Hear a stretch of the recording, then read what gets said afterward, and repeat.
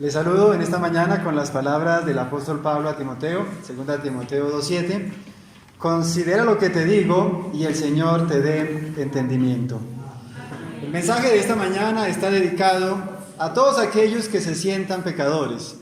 Está dedicado a todos aquellos que están luchando con el pecado y quieren ser libres. Está dedicado a todos aquellos que tienen su conciencia comprometida y quieren recuperar la paz de Dios. Está dedicado a todos aquellos que se reconocen hijos de las tinieblas y desean entrar al reino de la gracia de Dios. Hay una historia que ha impactado mi vida y es la historia de John Newton, y deseo referirme brevemente a su vida. John Newton nació el 24 de julio de 1725 en la ciudad de Londres. Él era hijo de un capitán de un buque mercante que navegaba en el mar Mediterráneo. Su madre era una mujer devota que estaba siendo aquejada por una enfermedad que la consumía. Ella sabía que su tiempo de vida era corto, así que con esmero y esfuerzo se dedicó a enseñar a Newton en su infancia la palabra de Dios y también a orar. Newton dedicó su vida a ser traficante de esclavos. Pasó unos 20 años traficando como cruel comerciante de esclavos. Y desde los 19 años hasta el momento de su conversión traficó unos 20.000 esclavos, hombres y mujeres africanos. Los esclavos eran comprados en Sierra Leona y vendidos en los mercados de Inglaterra. En su travesía por el mar Mediterráneo, los esclavos eran encadenados, privados del alimento y muy a menudo azotados por sus verdugos. Muchas veces las esclavas eran abusadas vez tras vez hasta morir, y el mismo Newton participaba de los vejámenes y abusos que se practicaban a los esclavos. Muchos esclavos morían en alta mar y entonces eran arrojados fuera de cubierta. Morían por los vejámenes, por los abusos, por el hambre, por el maltrato y por las condiciones inhumanas a que eran sometidos. Con frecuencia los esclavos eran amontonados unos sobre otros y el olor nauseabundo y a muerte de las galeras era casi insoportable. Los pocos que sobrevivían de estas travesías eran vendidos en los mercados de esclavos.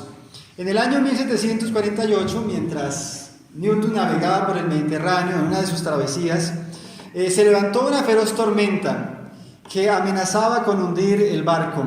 Parecía que el juicio de Dios había llegado, y Newton, que en su infancia aprendiera a orar y aprendiera la palabra de Dios, en ese momento cuando todo parecía perdido, cuando el barco parecía naufragar, cuando las vidas parecían perderse, después de haber arrojado muchos esclavos al mar y no poder hacer ya nada para librar la embarcación, Newton, en un intento desesperado, se arrodilló e hizo una oración implorando la misericordia de Dios. Dios escuchó la oración de este hombre y la tormenta se calmó, la tempestad se calmó, y en aquella noche Newton entregó su alma a Jesucristo. Bien dice la Escritura: el que a mí viene, no le echo fuera. Fue en esa noche que un hombre pecador, un libertino y disoluto como John Newton, comprobara que Dios sí existe, porque había escuchado su oración, pese a que era un hombre vil, degradado. Tras esa experiencia, Newton se convirtió al cristianismo y más tarde se hizo pastor de la iglesia anglicana. Unos años más adelante, en 1773, Newton compuso las estrofas del himno más emblemático del cristianismo, Sublime Gracia. Este himno se ha convertido en una joya de la música. Este himno fue cantado por los indios Cherokee cuando fueron obligados a abandonar sus tierras en lo que se llamó el Sendero de las Lágrimas. Fue cantado en 1960 en la movilización que hubo en Estados Unidos en favor de los derechos humanos. Fue cantado en 1963 en el famoso sermón de Martin Luther King, cuando abogaba por las libertades, cuando dijo: tengo un sueño. Fue cantado en 1989, cuando cayó el muro de Berlín, se acabó el comunismo. Fue cantado en 1990, cuando Nelson Mandela salió de la prisión tras 27 años, tras las rejas. Fue cantado en el año 2005, cuando pasó el huracán Katrina, y hoy es cantado en iglesias y hogares. Es un himno que está escrito en escala pentatónica, que con solo 5 notas ha hecho vibrar el corazón de la cristiandad desde que fuera escrito. Las últimas palabras de Newton fueron: mi memoria casi se ha ido, pero recuerdo 2 cosas. Una, que soy un gran pecador, y 2, que Cristo es un gran Salvador. La vida de Newton es una ilustración de lo que la gracia de Dios puede hacer en nuestras vidas. La vida de Newton es una ilustración de cómo la gracia de Dios puede tomar a un hombre libertino, a un hombre disoluto, a un hombre que había descendido a las más bajas profundidades del pecado y puede elevarlo a la altura más alta. Newton fue elevado del estercolero al trono de la gracia de Dios y hecho participante en Cristo de los lugares celestiales. Siendo un hombre condenado a la perdición eterna, se tornó por la gracia de Dios un heredero al reino de gloria de Cristo Jesús nuestro Señor. Ese es el reino de la gracia, un reino de bondad, un reino de perdón, un reino de reconciliación, un reino de misericordia. El rey David cometió adulterio y para cubrir su adulterio se apresuró a cometer asesinato. Pero Dios, cuando David vino arrepentido y humillado, lo perdonó. Y no solo lo perdonó, sino lo restauró como en un principio. Salomón, que fuera también rey de Israel por muchos años, en su locura y apartamiento de Dios, llegó al punto de ofrecer sus hijos a los dioses paganos. Pero cuando Salomón se hubo humillado, Dios lo perdonó, por cuanto él se humilló en arrepentimiento. La samaritana, de quien el deseado de toda la gente la describe como siendo una paria de la sociedad, una mujer que había llevado una vida de pecado y vergüenza, una mujer que se sentía avergonzada y humillada al punto que evitaba todo contacto con la sociedad, tanto que ella salía a recoger agua al pozo al mediodía, cuando el sol estaba en su cenit, cuando no habían personas, para evitar el contacto con las personas y ser humillada por su vida disoluta. Ella fue a sacar agua del pozo, se encuentra Jesús y en esa ocasión Jesús le extendió su amor, le brindó su perdón, le extendió su gracia. Y esta, que había sido un caso perdido, esta que había sido un escándalo de la sociedad, se tornó en una mujer entregada, en una mujer consagrada, en una mujer misionera, en una mujer que vivió una vida con propósito, en una mujer fervorosa, al punto que toda Samaria conoció el Evangelio por el testimonio de esta mujer. Esa es la gracia de Dios. La gracia de Dios tiene poder para restaurar nuestra vida. Usted, mujer que sufre por su marido inconverso, no desmaye. La gracia de Dios hará el milagro que usted necesita si persevera. No se desanime. Dios triunfará. Dios es especialista en los casos que vemos perdidos. Necesitamos perseverar. Usted, madre, que anhela ver a sus hijos convertidos, entregados a Jesucristo, continúe trabajando por ellos. No deje de orar. Continúe perseverando.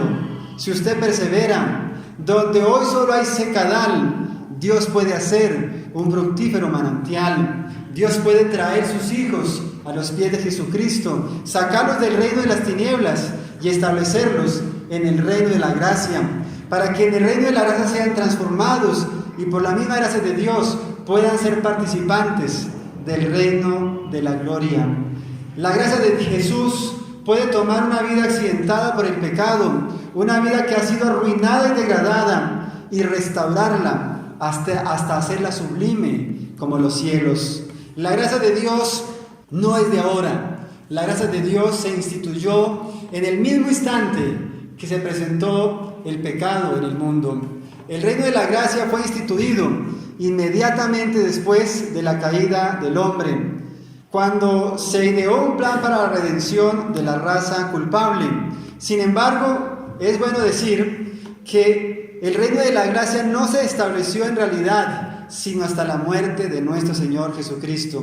Cuando el Salvador muriera en la cruz, cuando hubo rendido su último aliento y exclamado, consumado es, el reino de la gracia quedó establecido para siempre y para no ser jamás conmovido por las potestades de las tinieblas.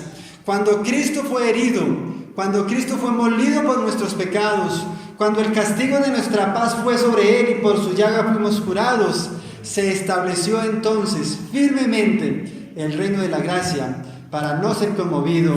Cristo ha hecho que su gracia es perdonadora, que su gracia reconciliadora, que su gracia transformadora sea accesible a todos. Bien, dice la Biblia, Él es el sacrificio por nuestros pecados, y no solamente por los nuestros, sino también por los pecados de todo el mundo. Podríamos decir con verdad que la gran diferencia entre el cristianismo y el paganismo es que en el paganismo los dioses exigen sacrificios, entre tanto que en el cristianismo Dios ha hecho el sacrificio. La Biblia dice, porque de tal manera amó Dios al mundo que ha dado a su Hijo unigénito, para que todo aquel que en Él crea no se pierda, mas tenga vida eterna. Jesucristo se sacrificó por nuestra redención. Jesucristo es el sacrificio por nuestros pecados. Jesucristo se humilló para nuestra exaltación. Bien dice la Escritura que la gracia vino por Jesús. Juan 1:17, porque la ley por Moisés fue dada, mas la gracia y la verdad vinieron por medio de Jesucristo. Maravillosa gracia que nos ha llegado por Jesucristo.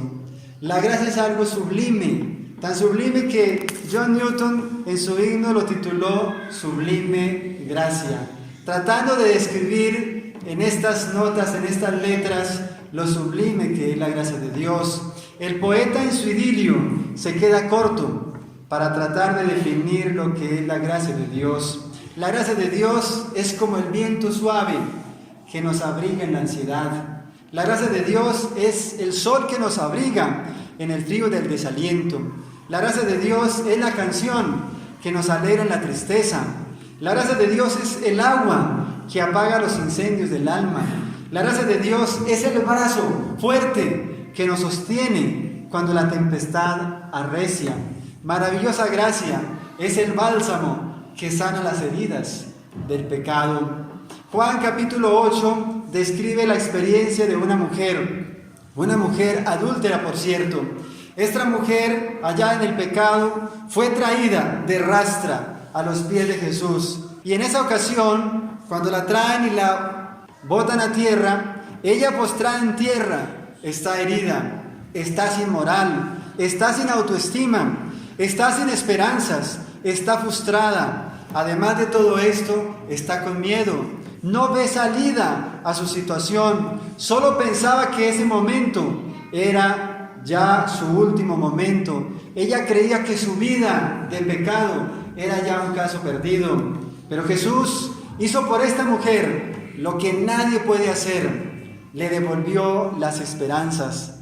Jesús le dijo a esta mujer estas alentadoras palabras: mujer, ni yo te condeno, vete y no peques más. Estas palabras significaron para esta mujer adúltera el inicio de una nueva vida. Y quedó probado que el ser humano no es destruido por haber pecado, sino que el ser humano es destruido por rechazar el ofrecimiento de la misericordia perdonadora de Dios. Jesús le extendió el perdón a esta mujer y también le extendió su gracia para que por su gracia ella llegase a vivir una vida renovada. Esta mujer, que había sido un escándalo de la sociedad, se convirtió por la gracia de Cristo en una epístola viviente de su amor. Si usted, pecador, que está hoy aquí en este recinto, se siente perdido, es hora que usted decida seriamente venir a Jesucristo. Y Jesucristo, con su gracia, extenderá su perdón sobre sus pecados, quitará esa carga que pesa sobre sus espaldas, y Él, con su gracia, le dotará de poder para vivir una vida nueva, una vida renovada. Hay dos sencillas definiciones de gracia y quisiera decirlas. Efesios capítulo 2, versículo 8, porque por gracia sois salvos, por medio de la fe, y esto no de vosotros, pues es don de Dios. Gracia se define como un don de Dios, como el don inmerecido de Dios. La segunda definición, segunda de Corintios 12:9, y me ha dicho, bástate mi gracia, porque mi poder se perfecciona en la debilidad. Tenemos dos definiciones de gracia, una, don de Dios, dos, poder de Dios. Por el don de Dios somos perdonados y por el poder de Dios somos transformados. De Jesucristo recibimos dos cosas, una, perdón por transgredir su ley, y dos, poder para vivir en armonía con su ley. Jesucristo no solo quiere perdonar sus pecados, Jesucristo quiere restaurar su vida. Jesucristo quiere ponerle una condición donde usted sea libre del pecado. Dios se propone perdonarnos a la vez que dotarnos de poder para vivir en santidad. Jesucristo es extraordinario, Jesucristo es maravilloso, Jesucristo es el agua que lava del pecado, pero a la vez es el fuego que limpia la escoria del pecado del corazón. Jesucristo es el maestro artista que puede sacar la piedra de la cantera del mundo, llevarla a su taller, pulirla hasta que llegue a reflejar su belleza. Tenga usted toda la confianza que Jesucristo hará su obra completa. Cuando usted se mire a sí mismo, solo encontrará debilidad, errores, defectos, yerros, pecados, desaciertos y desatinos continuos. No se mire a usted mismo, mire a Jesucristo. Tenga toda su confianza en que Jesucristo hará su obra completa en su vida. No se desanime por sus errores, confíe que Jesús ha dicho, aquel que comenzó en vosotros la obra, la perfeccionará hasta el día de Jesucristo. Esposo, si su esposa es cantaletosa aún, persevere. Tenga la confianza que Jesús hará su obra completa. Mujer, si su marido es aún un maltratador, un tosco, un desconsiderado, si su marido dejó el romance de aquellas épocas, persevere. Ore al Señor, busque a Jesucristo. Su gracia es suficiente para hacer el milagro que hace falta en su vida. Me gusta mucho Lucas capítulo 15. Lucas capítulo 15, podríamos decir, es un mosaico de la gracia de Dios. En Lucas capítulo 15 se nos habla de 3 perdidos, una oveja, una dracma y un hijo derrochador. Una oveja que sabe que está perdida, pero no sabe cómo regresar, y entonces hay que ir a buscarla. Una dracma que no sabe que está perdida, que no siente necesidad de ser rescatada de la basura donde se ha perdido, y entonces hay que buscarla con diligencia. Y un hijo derrochador que sabe que está perdido, pero que nadie va a buscarlo. Él regresa solo. Por más que se le fuera a buscar, no regresaría.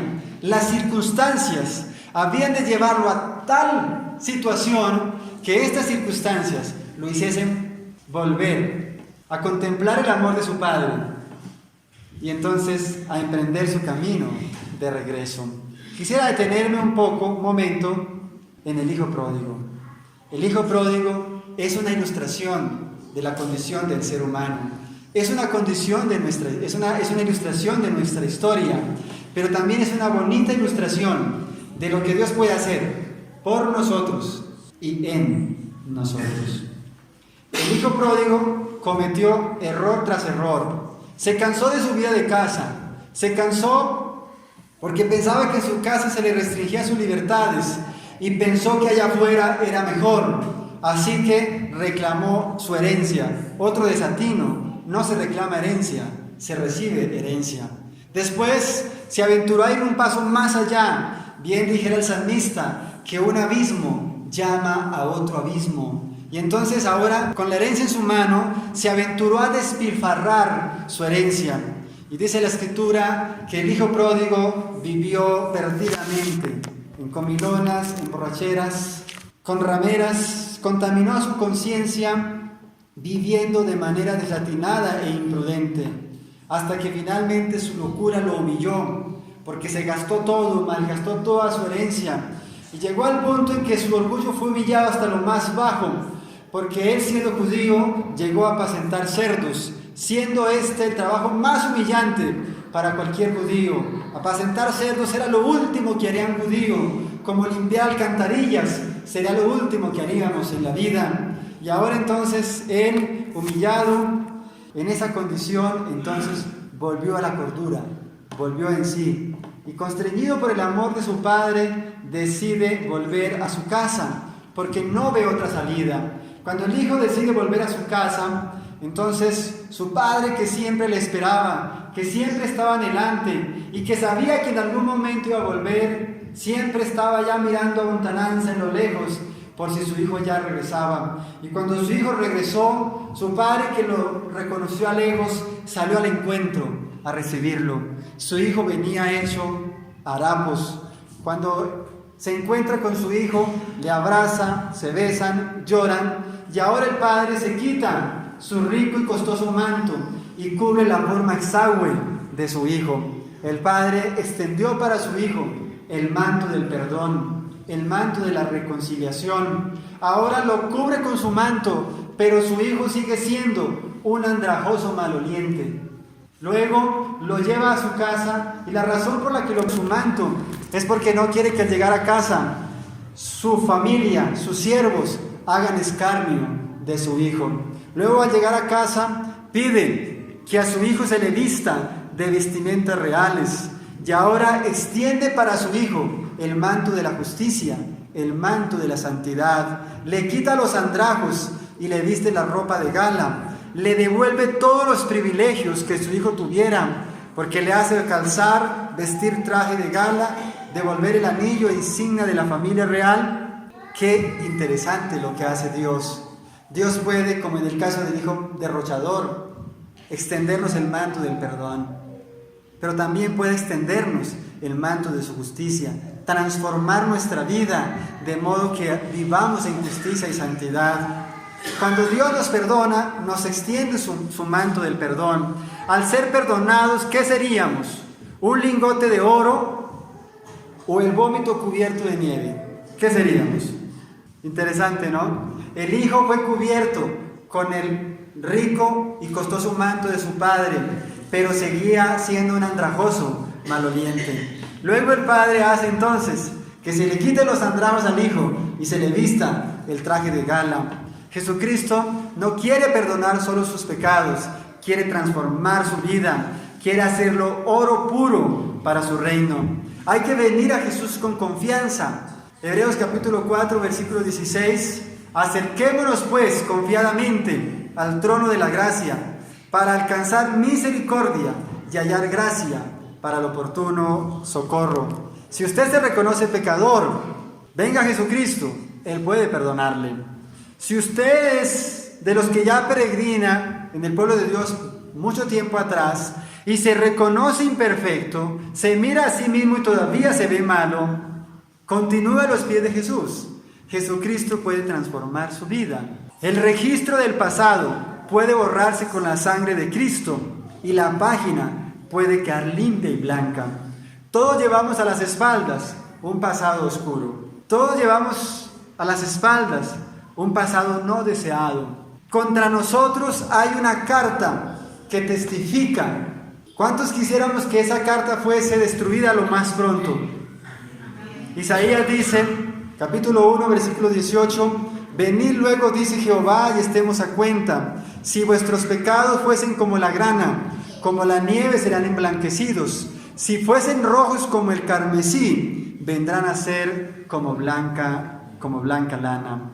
Tenga presente que Jesús perdona su pasado, restaura su presente y ha prometido bendecir su futuro. ¿Está usted siendo transformado? ¿Es usted un esposo cada vez más considerado con su esposa? ¿Es usted una mujer sumisa hoy? Necesitamos gracia que transforme el corazón. La gracia externa no es suficiente. Muchos cambian de situación, pero no han cambiado de estado. Jesús no se propone solo cambiar nuestra situación, Jesús quiere cambiar nuestro estado. Primera de Pedro 1:3, Jesús quiere hacernos renacer para una esperanza viva. ¿Para una esperanza qué? Viva. Conocí una experiencia extraordinaria de un pastor en Puerto Tejada. En Puerto Tejada, unos pillos del barrio, por robar al hijo del pastor, lo terminaron asesinando.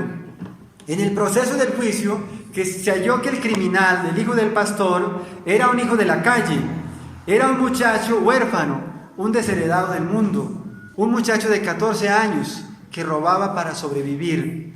Cuando el juez preguntó al padre herido qué quería contra aquel criminal, el padre se puso en pie y con serenidad dijo: Señor juez, he decidido perdonar a este muchacho y pido, señor juez, se me otorgue su custodia, pues deseo hacerlo mi hijo para dar a él todo el bienestar que tenía preparado para mi hijo. La gracia de Dios puede hacernos, 1 Pedro 1:3, hacernos renacer a una esperanza viva.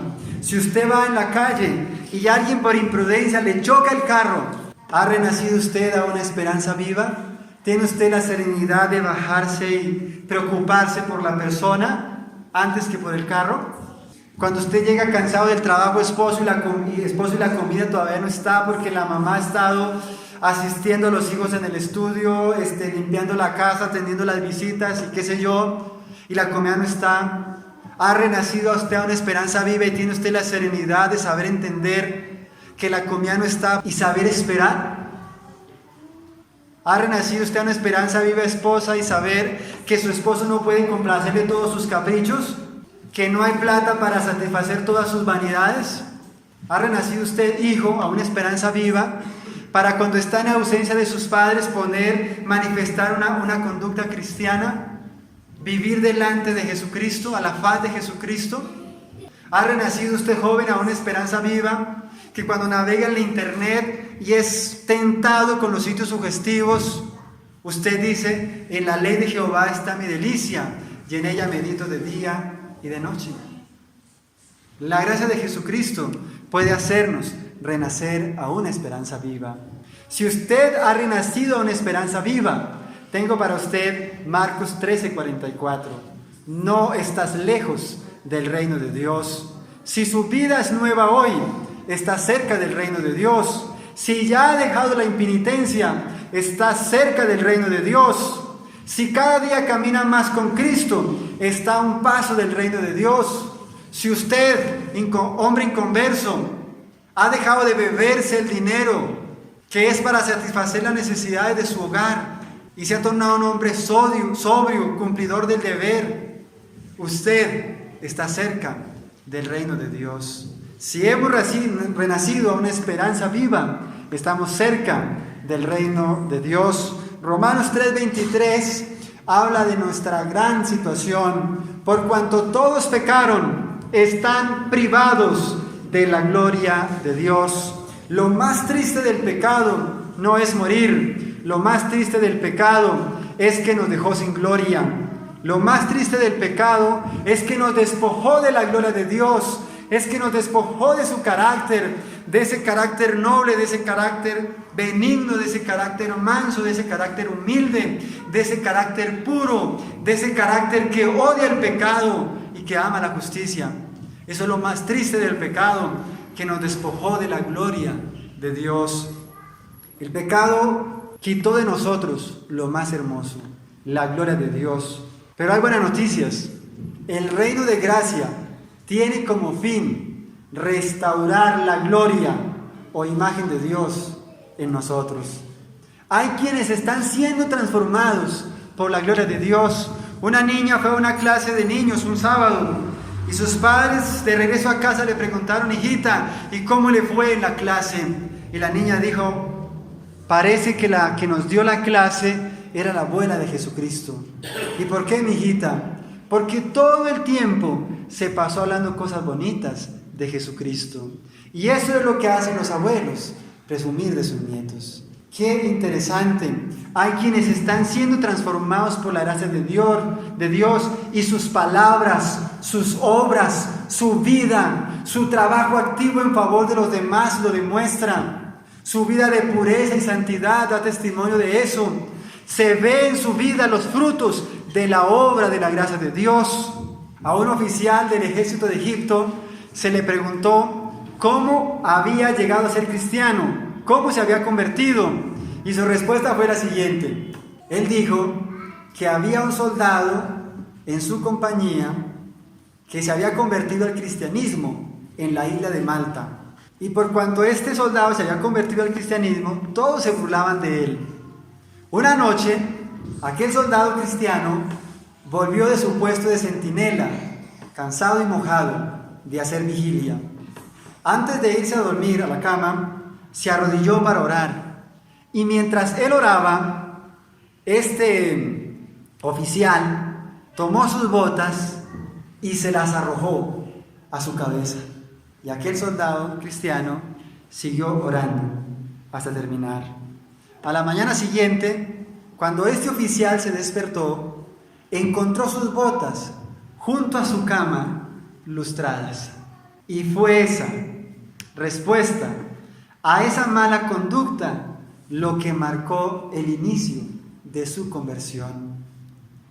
Esa actitud de ese soldado, ese haber nacido en esperanza viva, hizo que este oficial se convirtiera. Y cuando usted es esposo, su esposa le habla duro, ¿cómo responde?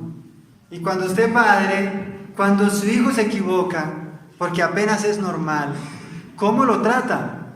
La gracia de Dios puede hacernos renacer a una esperanza viva.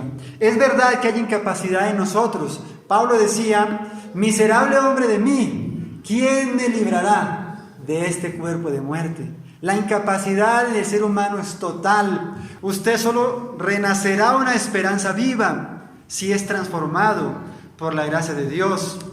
Porque ya conocéis la gracia de nuestro Señor Jesucristo, que por amor de vosotros se hizo pobre siendo rico, para que vosotros con su pobreza fueseis enriquecidos.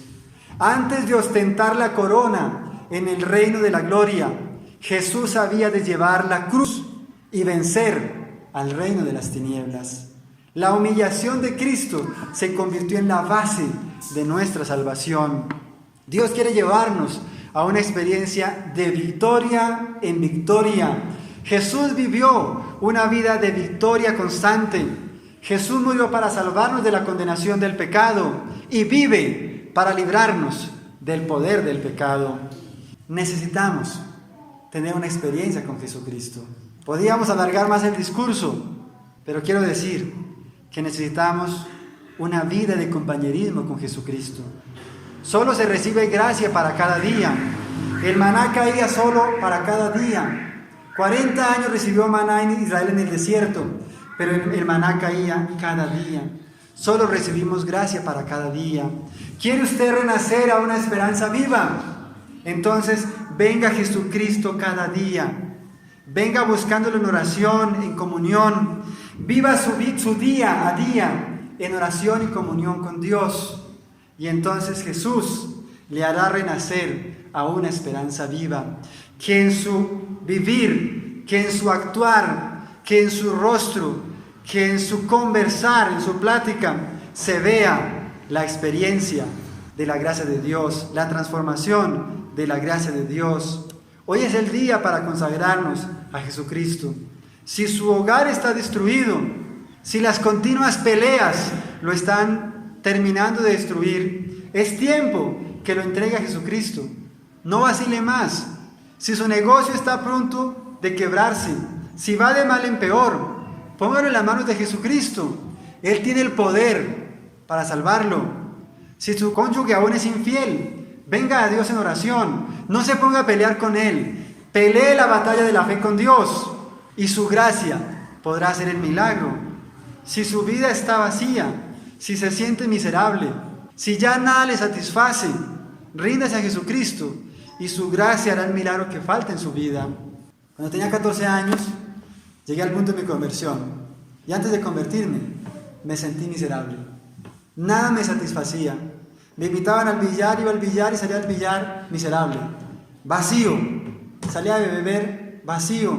Me invitaban a una fiesta del colegio, fui a la fiesta, me sacaban a bailar, bailé, pero me ausenté de la fiesta porque me sentía miserable y vacío. Nada me satisfacía. Estaba trabajando, estaba estudiando, era independiente ya a los 14 años, pero me sentía miserable.